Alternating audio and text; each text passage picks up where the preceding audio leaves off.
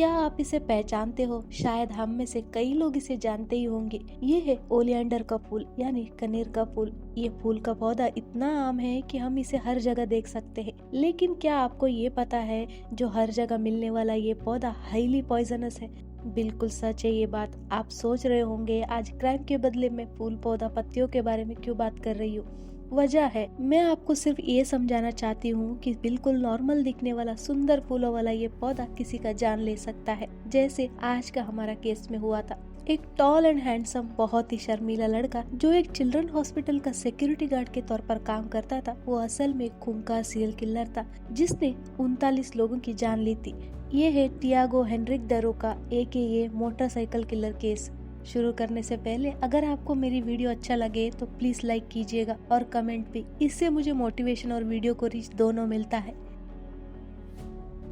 तो 4 फरवरी 1988 को ब्राजील में टियागो का जन्म होता है। अपने पिता को टियागो ने कभी नहीं देखा था। उसकी माँ एक सिंगल मदर थी और जब टियागो अपनी माँ के पेट में था तभी उसके पिता उन्हें छोड़कर चले गए थे। टियागो अपनी माँ और नाना नानी के साथ बड़ा हुआ।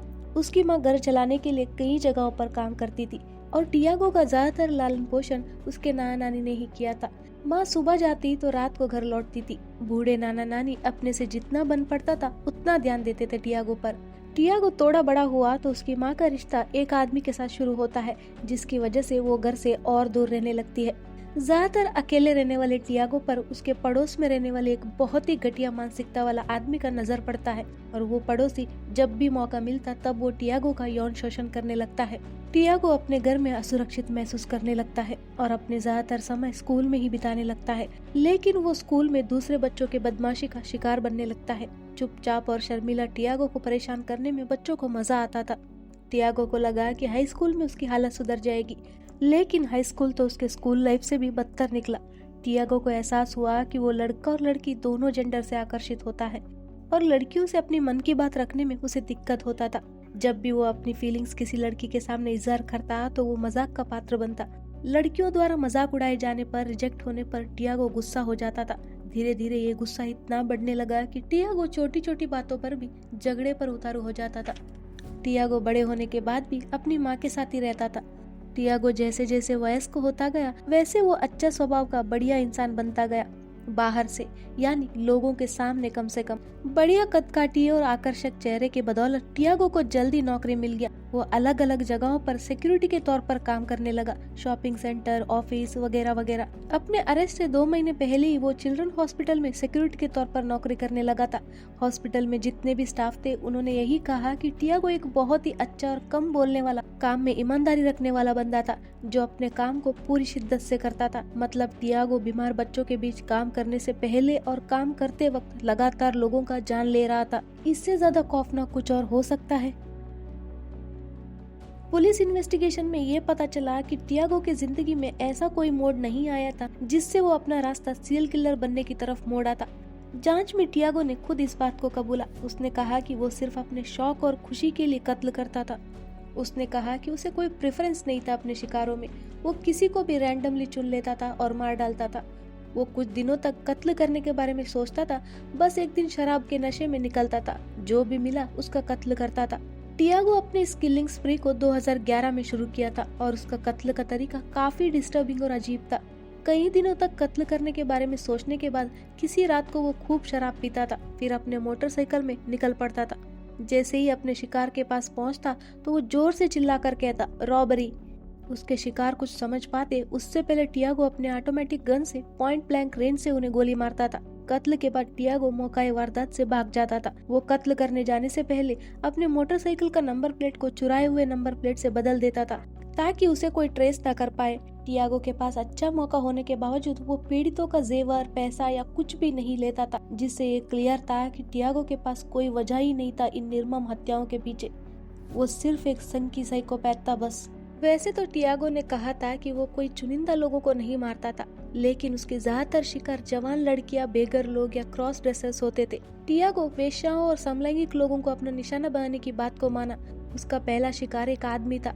टियागो ने कुल 17 आदमियों को मारा था। साथ ही साथ वो जवान लड़कियों का कत्ल भी शुरू किया था और उसका पहला शिकार लड़की थी 14 साल की बारबरा कोस्टा, जो 18 जनवरी 2011 को चौराहे पर खड़ी अपनी दादी का इंतजार कर रही थी और टियागो सीधा उसके पास गया और पॉइंट ब्लैंक रेंज से बारबरा के चेस्ट पर गोली मार दिया। क्या बारबरा और टियागो एक दूसरे को जानते थे? नहीं। कत्ल का वजह? कुछ नहीं, ऐसे ही बस। आप सोचो, अगर किसी अपने को ऐसे खोने का दर्द कैसा होता होगा, जहां खूनी बोले कि बस मैंने मार दिया उसे बिना वजह।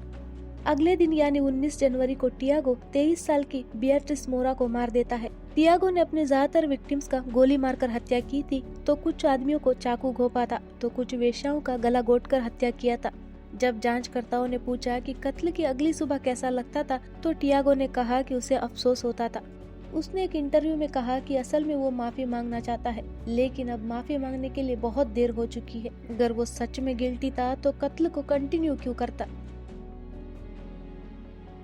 जैसे जैसे बिना मोटिव के कत्ल बढ़ते गए तो पुलिस को यकीन हो गया कि वो एक सीरियल किलर का पीछा कर रहे हैं जो बच निकलने में माहिर था। इन्वेस्टिगेशन में ब्राजील की गोया स्टेट मिलिट्री पुलिस ने सिक्योरिटी कैमरा में कैद टियागो की काफी तस्वीरें इकट्ठे कर लिए थे, जो क्राइम सीन और कत्ल के समय पर कैप्चर हुए थे, और इनमें टियागो के हाथ में हथियार साफ साफ देखा जा सकता था। 2 अक्टूबर 2014 को 14 साल की एनालिटा गोमेज की कत्ल के बाद स्पीड लिमिट से ऊपर गाड़ी चलाने पर टियागो का मोटरसाइकिल का तस्वीर कैप्चर हुआ था, जो एक सॉलिड एविडेंस था। 4 अगस्त को इस खूनी को पकड़ने के लिए एक स्पेशल टीम को बनाया गया। जांच में पता चला कि 2013 में टियागो पर सुपरमार्केट की पार्किंग लॉट से नंबर प्लेट चुराने का आरोप भी लगा था, और तो और ये चोरी सीसीटीवी में कैद भी हुआ था। उस समय टियागो अरेस्ट भी हुआ था। तो ये सारे एविडेंस के आधार पर पुलिस 14 अक्टूबर 2014 को टियागो को अरेस्ट कर लेते हैं। इंटरोगेशन में जो कुछ हुआ वो एक कोल्ड ब्लडेड हार्टलेस साइकोपैथ का कन्फेशन था। जहां पुलिस 1-2 कत्ल का कन्फेशन का इंतजार कर रहे थे, वहां टियागो ने 39 कत्लों को कबूला। उसका कन्फेशन काफी डिस्टर्बिंग था। वो हर एक कत्ल को कबूलने के बाद 5 मिनट तक चुपचाप बैठता था, मानो वो उस कत्ल को अपने दिमाग में फिर से जी रहा हो। फिर वो मुस्कुराता, फिर अगली कत्ल का वर्णन करता। उसके घर से हत्या में इस्तेमाल गन भी बरामद हुआ और कुछ नकली नंबर प्लेट्स भी। जब वो अपने कत्ल के शिकारों के बारे में बात कर रहा था, तब वो उन्हें नंबर्स में डिस्क्राइब करता था, जैसे वो लोग कोई जीता जाता इंसान नहीं, उसके लिए सिर्फ उसके शिकार का नंबर हो। अरेस्ट के 2 दिन बाद टियागो ने अपनी जान लेने की कोशिश की, लेकिन वो बच गया। जब कोर्ट में उससे इन निर्मम हत्याओं का वजह पूछा गया, तो टियागो ने कहा कि ये उसके अंदर की रोष को बाहर निकालने का एकमात्र तरीका था।